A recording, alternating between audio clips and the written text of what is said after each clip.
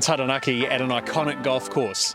New Plymouth Golf Club, Namutu. It's a beautiful blend of links-style golf and parkland-style golf. It's hosted 4 New Zealand Opens. It's rated inside the top 50 golf courses in New Zealand. And for 2020, it is back for the Ginian Homes Charles Tour Taranaki Open.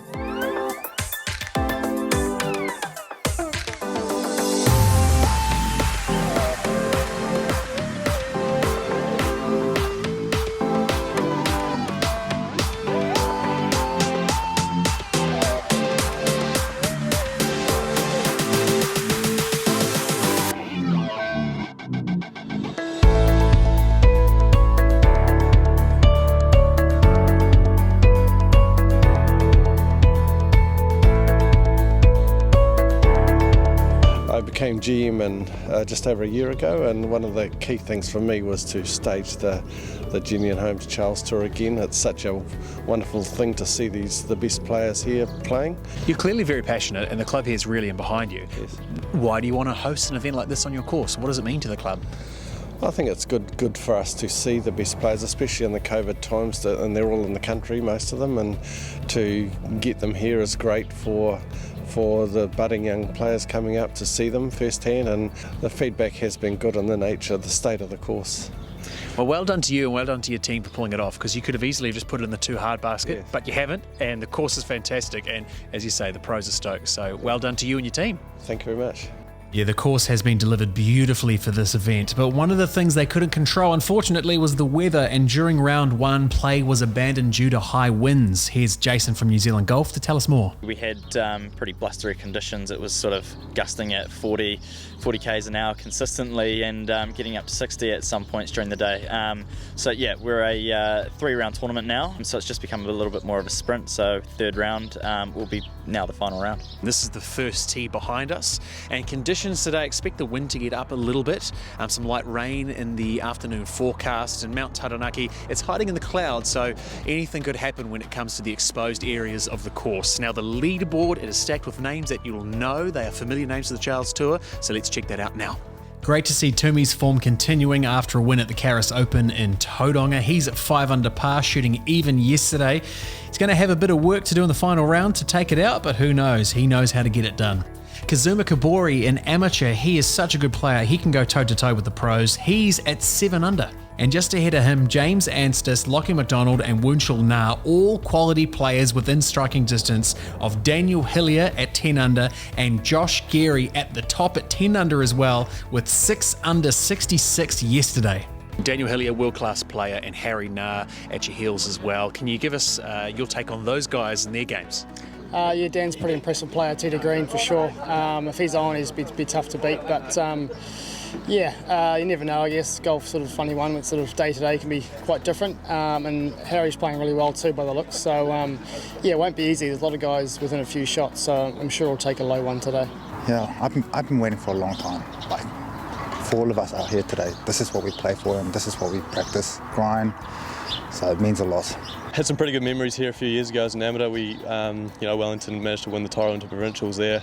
So yeah, some good memories there, and I just think the layout just really suits my game. But yeah, the greens are pure, the fairways are awesome. As you'll probably see out there, it's just a pleasure to play. So yeah, really excited to get into it today. And we're excited to see how it plays out. This here is the 3rd to last group. Starting off will be Sung Jin Yeo. He's got a long iron in his hand. Probably the smart play, takes the hazard on the left out of play. He's put a little stinger swing on that. That's going left, but it's fine. Muir, he's won overseas. He's had a bunch of runner-up finishes as well. Long iron off the tee, little fade. Doesn't strike it well, but it's fine in play right of centre. And now Sam Arn, he's a long hitter, taking a fairway wood, which is pretty bold. It's a good strike. It's headed left and could be touching the hazard. Next up is our 2nd to last group with James Anstis, Lockie McDonald, and getting them underway is amateur Kazuma Kaburi, a real quality player. He's taken a fairway wood, threads that straight down the middle with a nice high finish. Lockie McDonald, a semi-local, he's from Manawatu, just down the road, taking a long iron, perfect position off the tee there, straight down the middle as well. And James Anstis, playing it safe with an iron. Now that's heading left, it's short of the hazard, so no problem. And now our final group with Wunshul Na, Josh Geary and Daniel Hillier.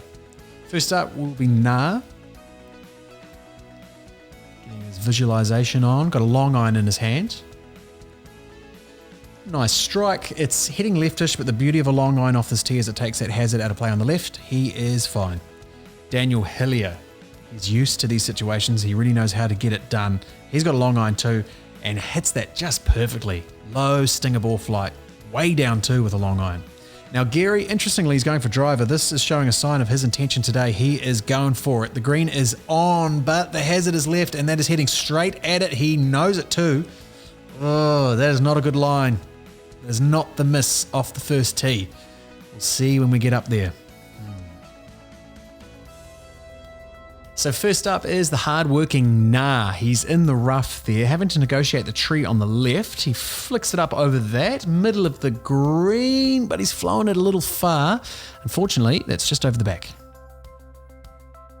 Hillier with a real chance to knock this in close. Slightly long, but fine. Chance for a birdie. Trying to get over the back though. And Geary, his worst suspicions have actuated. He is having to take a drop. That's point of entry into the hazard, so he'll incur a one-shot penalty, and you have to drop it from the knee height. That's one of the relatively new rules of the game. He's really good from this distance. This is his go-to sort of stuff, and he's unable to check it up, so that's rolling over the back. Ooh, no, not a great start for Geary at all. Nah approaching first. That's really well done. Elevated green, maybe out of the rough too, so that can be really tough. Geary, he's world-class from here. Unable to get the check, it's rolling out. Gee, a double is really on the cards for Geary on the first hole. You certainly don't want that. Hillier with a birdie attempt. It's tracking a little short, but really a tap and par is nice on the first. Geary for bogey, and he holds it. Wow, that's going to feel good. That is mitigating some serious damage on the first. Nah for par, straight in the middle, solid stuff. Walks it in nicely. And Hillier, yeah, cool, calm, collected. Nice. A good settler on the first. Nah up first on the second tee. This is a slightly longer par 4. Doesn't strike it well, misses it slightly right, but it's still in the fairway, so yeah, no harm done. Hillier, he is long off the tee. He can really pump it, and he's wound that with a big, high, bomby draw. It's way down there. You don't get much better than that. Beautiful. That's the stuff that you dream of as a weekend warrior. And that's slightly heely, but it's straight. Nah first. He's not happy with it. Maybe pulled it slightly left, but it's worked out okay. He's probably aiming slightly right or centre of the green. Geary, normally so devastating from this distance, but that's long. He'll be unhappy with that. A bit out of sorts for Geary. Hillier hoping to make the most of that long drive, and that's tidy. That's another birdie opportunity for him. Now, not a big crowd out at this point, but we are early on. Expect the members to really flood onto the course later on in the afternoon. Delicate from Geary, glorious. It's rolled on a bit. Oh, it's actually really rolled out. This is for par. Oh, how about that? 2 great putts to start. Most of us would have missed that one on the first and made a double. Most of us would have missed that, so we would have gone double and bogey, but he's gone bogey par. He's still in it. Nah for birdie. Taps it in for par. Missed opportunity there. Hillier to really put the foot down. Oh, he's making a statement. That's a birdie. He goes to 11 under. Real quality stuff. Good start from Hillier. Third hole, bit of a dog leg, and Daniel Hillier has taken a fairway wood, and that is way left. So left that actually might be okay. Nah going driver, and that's cleared the trees and kind of heading straight at that bunker you can see there. So that's actually fine. May have clipped a tree just. Geary with driver, he winds it slightly right of Nah, and it's on the fairway. So Hillier pulled it left off the tee. He's got a shot. We can't tell at this point if he's going under or if he's going over. Not a bad miss considering over here, if he had gone right, that's really dead. So let's see what happens. Most of us find trees quite intimidating, but for these guys, it's close to not even an obstacle. And oh, look at that. Quality. Chance for birdie there. Nah, we'll want to whip this in nicely. Slightly long, but still a birdie opportunity. Geary, to make up for a bogey on the first, he needs to knock this nice and close. He's slightly underclubbed that, or maybe mishit it even. And he's even spun it back further from the hole. So hoping just to lay this putt up and give himself an easy tap and par and be done with it. And he's basically done that. Nah for a slightly long range birdie. misses right. Easy 4. Hillier for an unlikely birdie. Close to in the guts of the hole, but short. Par for Hillier. And Gary, par as well.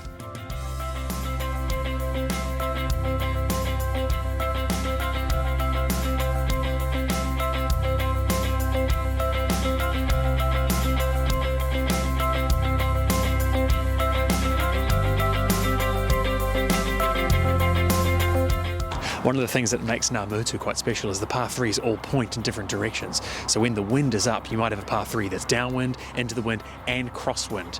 So it's pretty hard if you're a player to work out what to do. And this 9th hole is displaying that perfectly with a strong left to right wind. Yale, Muir, and Arn.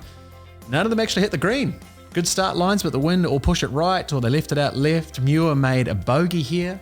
This is the second to last group: McDonald, Kaburi, and Anstis. And you'll see that McDonald, he missed it right with the wind, as did Anstis. And he won't be that happy with the chip as that rolls out. So this 9th hole, par 3, really is playing as a par hole. Just get your par and move on and try and mitigate any damage with this strong wind. Hillier, and Gary, the final group. They're coming up short as well. Short right for It doesn't look that hard though. It really is just that wind that's so hard to navigate. Gary shrugging his shoulders a bit unhappy with that.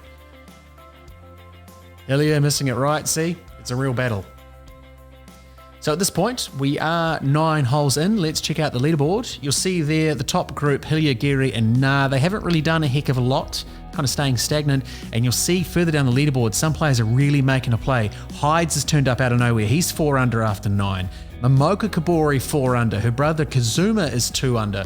And keep an eye on Karen Muir at 3 under. It's going to be an exciting back 9 on a course with a long history. Let's learn a little more about it from life member of New Plymouth Golf Club, Eleanor Hodson. I've been a member here since 1991 and been a club champion here for 18 years, and I've just been recently made a life member, so I've got quite a bit of connections through voluntary work here. You're clearly very proud of this club. Can you tell us about this document up here on the wall? When the old clubhouse was taken down, this was uncovered in the unravelling of the clubhouse, and so we had it framed and put up, and the museum saw it and said, look, that's too valuable to leave there. So they've given us a replica, and the other one's in the museum in New Plymouth.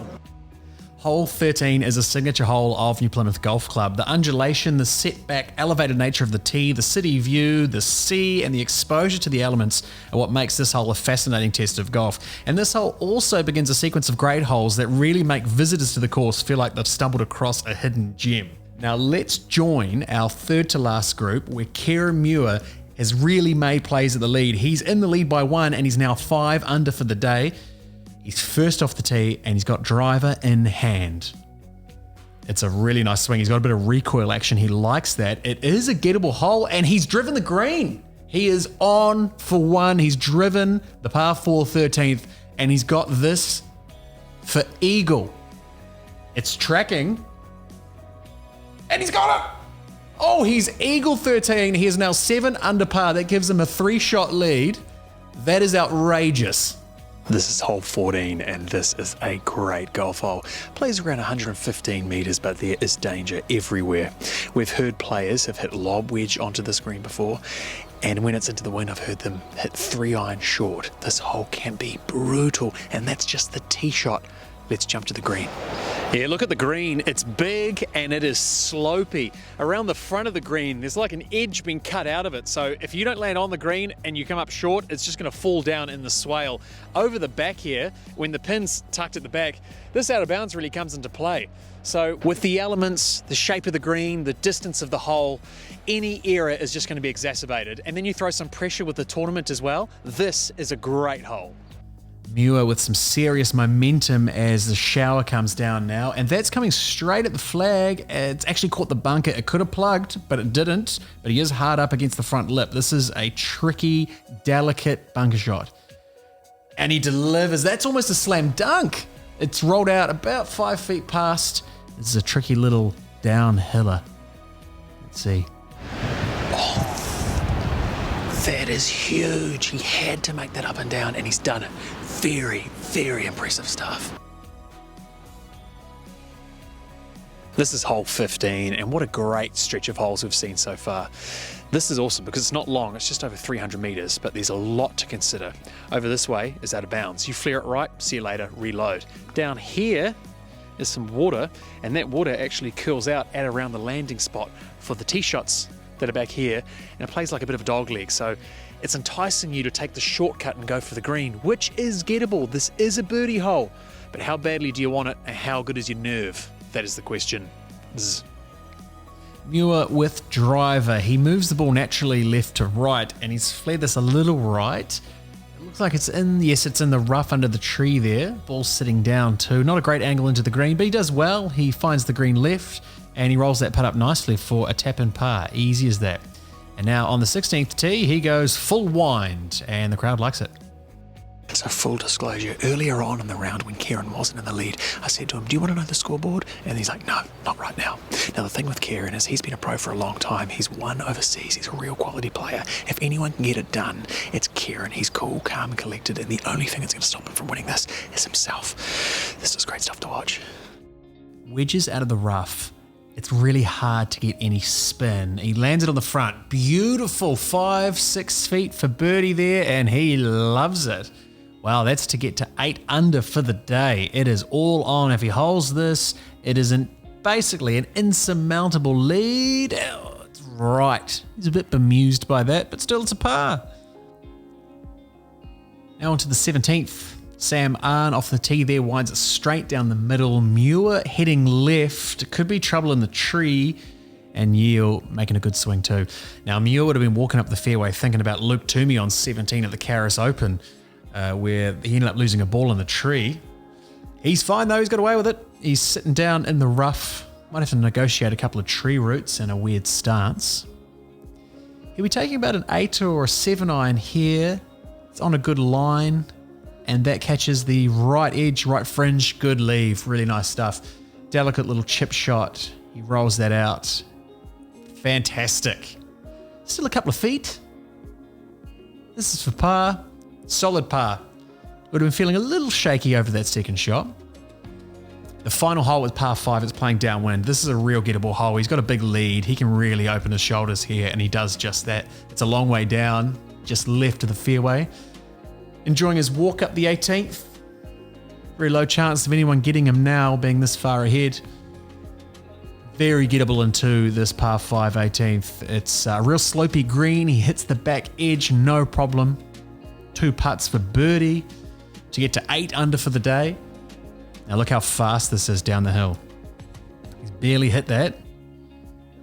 And maybe he has barely hit it. It's come up short, which is rare from back there. Watch this from Yale. Coming down, it's so fast. And he's just about hold it. Not the final round that Yale would have wanted. 1 over 73, and he is 4 under for the tournament. And he hasn't played as well as he could do. Another good-looking putt. He's had a 3 over 75 in the final round. But they've had a front row ticket to Muir, absolutely striping it. This is for birdie and to go to 14 for the tournament. He does just that. What a player. He acknowledges the crowd. They've been following the leaderboard and they know just how well he has played. 8 under par, 64. He was in the third to last group. He wasn't really in it, but he's made it happen. Such a good performance. He's got a 5-shot lead heading into the clubhouse. 2 groups to come in now. This is Anstis putting for eagle. He's got a nice birdie attempt coming back up the hill. McDonald now, this is for eagle. Just about. He shoots 2 under 70 and is 10 under for the tournament. At this point, he is second, 4 shots behind Muir. Kazuma Kaburi. There's Anstis again. He's at 8 under. Kaburi tidying up. He's at 9 under in the clubhouse, 5 behind Muir. And here's our final group coming up the 18th. They would have had all the hope in the world on the first tee this morning. It's just been Muir's day. Putting for eagle, struggling to get it up onto the second tier. It is a severe drop. This is for birdie. Just missing left. Hillier, this is to go 11 under and have a solo second. Oh, that was for eagle. Gary also for solo second. Oh, he's missed that left. Nah, he shoots even 72 and is 9 under for the day. Hillier, he's even at 10 under. And Gary at 10 under as well, shooting even. So unfortunately for this final group, none of them were able to capitalise and take out the tournament. And here it is, our final leaderboard. Amateur James Hydes shooting 4 under in his final round to be 7 under for the tournament. Kazuma Kaburi, another amateur, 2 under 70 to finish the event at 9 under par. And look at that, second place is a 5-way tie. Michael Hendry shooting 6 under in the final round, and Momoka Kaburi 6 under as well. She's also making history as the highest finishing women's player in a mixed gender event on the Charles Tour. And of course, Kira Muir on top. And there we go, a slightly unexpected result. Not because Kieran Muir is not good enough, it's just that he was in the third to last group. He wasn't in the leading group, but he's won it by a huge margin. It just shows with golf, you'll never know which way the chips will fall. Let's head into the prize giving. The runner-up amateur, 9 under par. Remember this name, Kazuma Kaburi. The runner-up pro at 10 under par. Josh Gary, Daniel Hillier, Lockie McDonald and Mike Hendry.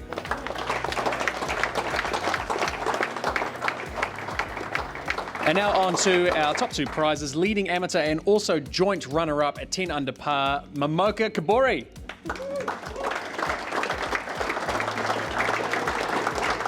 And our champion, the Taranaki Open champion, with an incredible 8 under par in this final round to take it out. A total of 14 under par. He shot 64 today.